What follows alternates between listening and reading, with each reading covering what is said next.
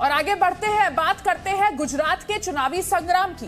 गुजरात में दांव आजमा रहे एआईएमआईएम प्रमुख असदुद्दीन ओवैसी लगातार बीजेपी पर हमले कर रहे हैं। ओवैसी ने टोपी के जरिए बीजेपी पर मुस्लिम विरोधी होने का अब आरोप लगाया है। सोमवार को एक रैली के दौरान ओवैसी ने पीएम मोदी पर हमला किया। ओवैसी ने कहा कि बीजेपी सबका साथ सबका विकास की बात तो करती है, लेकिन उसके उम्मीदवारों की लिस्ट में एक भी टोपी वाला नहीं है। रिपोर्ट देखिए।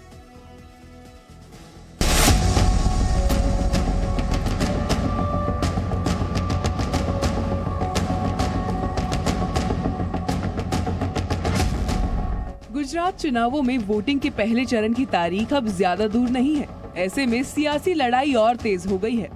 एआईएमआईएम के अध्यक्ष असदुद्दीन ओवैसी ने सोमवार को चुनावी रैली में बीजेपी और कांग्रेस पर एक साथ हमला बोला।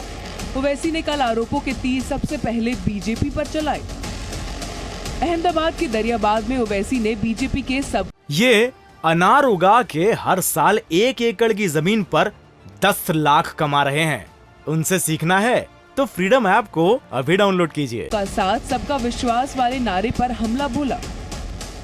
बीजेपी तो अब पूरे कैंडिडेट की लिस्ट का ऐलान कर दिया, मगर बीजेपी नरेंद्र मोदी कहते हैं कि सबका साथ, सबका विकास, सबका विश्वास, क्या क्या बोलते हैं।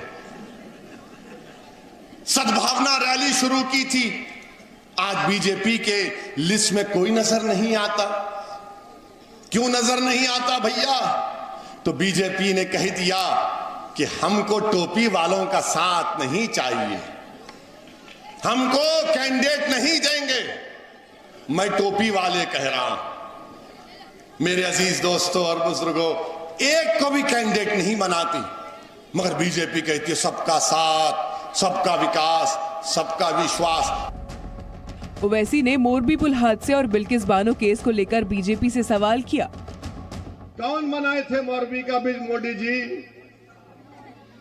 140 लोग मर गए उसमें, जिसकी वजह से 140 लोग मर गए, उसको कोई हाथ नहीं लगाता। जिन पर इल्जाम है पत्थर फेंकने का, उनको रोड पर लाकर पीटा जाता है, उनको रोड पर लाकर पीटा जाता है। बिल्किस बानो का मसला आपके सामने, कौन बोला बिल्किस बानो के बारे में? इन बच्चों को जब मारा गया तो किसने कहा कि हैवानियत है? गुजरात के चुनावी संग्राम में ओवैसी ने कहा कि बीजेपी को रोकने की ताकत सिर्फ उनकी पार्टी में है। मैं तमाम लोगों से अपील कर रहा हूं कि भाजपा को हराइए। यहां से मुकाबला जमालपुर में, मुकाबला मंजलिस का और बीजेपी का है, मुकाबला ओवैसी का और मोदी का है। पार्लियामेंट में ट्रिपल तलाक के ताल्लुक से बिल बीजेपी लेकर आई, तीन मर्तबा लेकर आई, तीन मर्तबा अल्लाह के फजलो करम से असदुद्दीन ओवैसी ने पूरी दलीलों के साथ भारत के संविधान को सामने रखकर कहा कि गैर कानूनी कानून है, ये संविधान के खिलाफ कानून है। बताइए कोई और पार्टी बोलती है?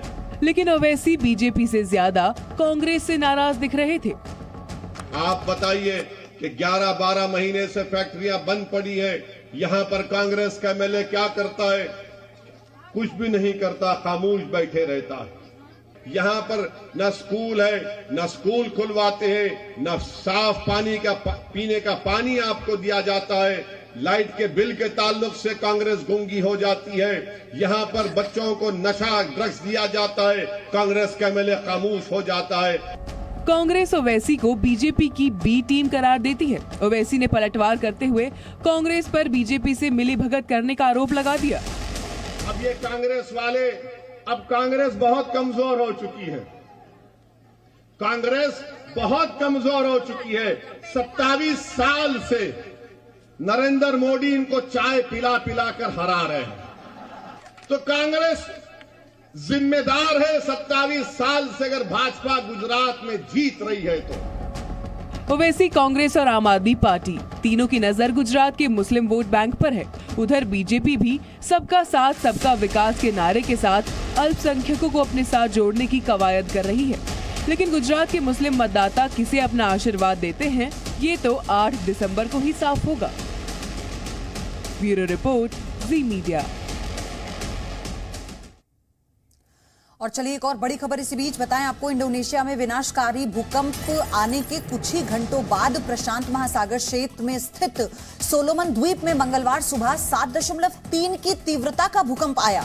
इसके बाद वहां सुनामी की चेतावनी जारी की गई है। वहां के लोगों को ऊंचे स्थानों पर जाने की सलाह दे दी गई है। सोलोमन द्वीप के प्रधानमंत्री कार्यालय की ओर से लोगों को सलाह दी गई है। ये बड़ी खबर इस वक्त आपको बता दें, जिस तरह से सोमवार को इंडोनेशिया में भूकंप के तेज झटके महसूस होने के बाद एक बड़ी आबादी प्रभावित हुई। वहां पर रेस्क्यू ऑपरेशन अभी भी चल रहा है, लेकिन इसके कुछ ही घंटों के बाद प्रशांत महासागर क्षेत्र में स्थित सोलोमन द्वीप में मंगलवार को सुबह 7.3 तीव्रता का भूकंप आया।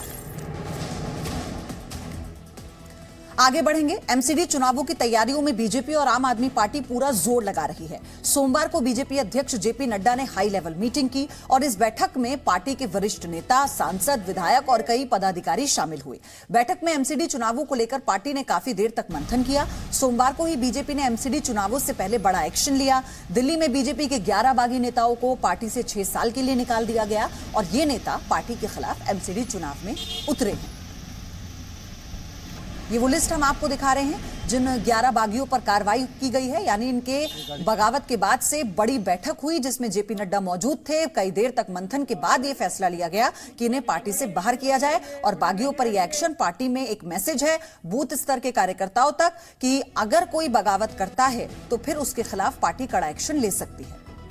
ये अनार उगा के हर साल 1 एकड़ की जमीन पर 10 लाख कमा रहे हैं। उनसे सीखना है तो फ्रीडम ऐप को अभी डाउनलोड कीजिए।